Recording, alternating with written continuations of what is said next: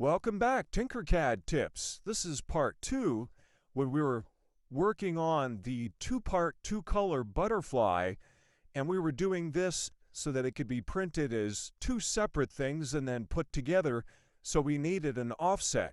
And we had created the original SVG from Google.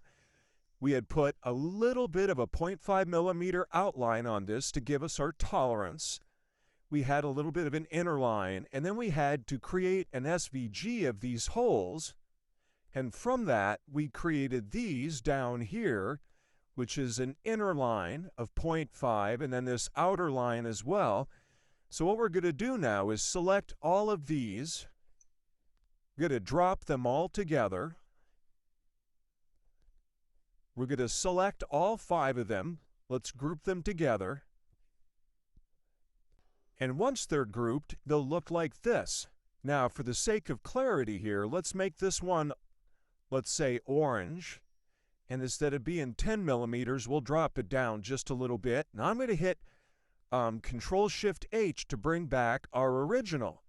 So here's our original butterfly. Let's select the 2 of these, quickly align them. Okay. Now I'm going to take this top one, our original, that we're going to print this as separate. This orange part will become the whole, but let's drop this yellow part down, and if we zoom in here, you can see that all around these parts, we have that margin now. See all of that? We have a margin all the way around. So we could print that yellow part using the orange part will make a hole. So let's go ahead and do that. For the time being, let's go ahead and raise this up. Let's Control-H, hide it again. While we have this, let's just create a simple background for this. We'll take this, we'll make it 1 millimeter high. Let's make it white. And we'll stretch it across here. Control-A to select everything. Let's do a quick alignment. This direction, this direction. All right, let's raise this up. Let's make this, let's say, 2.5 millimeters. Well, let's make it 3 millimeters, and I'll show you why here in a moment. Let's make this bottom part, this white part, the background, let's make it 5 millimeters. All right, we're going to turn this part into a hole. There we go. Let's put our work plane on the white part. We're going to select the hole shape, hit D to drop it to the work plane, and I have my snap grid at 1 millimeter. Let's change that to 0.5 millimeter, and we're going to go down 2.5 millimeters. Holding the Control key, I'm going to cursor down. 1, 2, 3, 4, 5. Okay, now I'm going to group the 2 of those together. And when it's done, it'll look like this. We zoom in. Let's put our work plane back over here on the default. Make it a little easier to see here. Okay.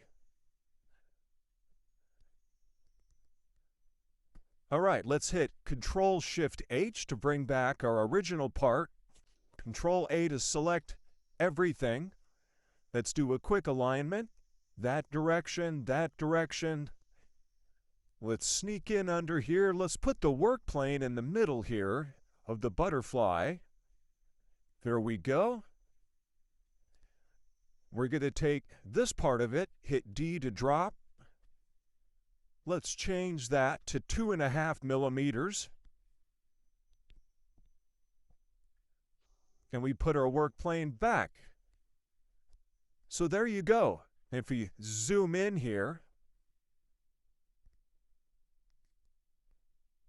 you can see that there's a gap between the white part, the background, and the yellow part, the butterfly. So the butterfly could be printed, the butterfly could be printed as one part. Let's select on that. We'll lift it up. That could be printed as one part, and the background printed as a separate part. And then the butterfly should fit into those those holes or that gap in the background, and you could glue it in. So that's how we accomplish that. Like, follow, and share. And as always, if you have any questions or comments, feel free to drop those. If you have any more ideas for TinkerCAD tips, you can DM me and drop those off. Be glad to hear them or take your questions. And we'll see you in the next one.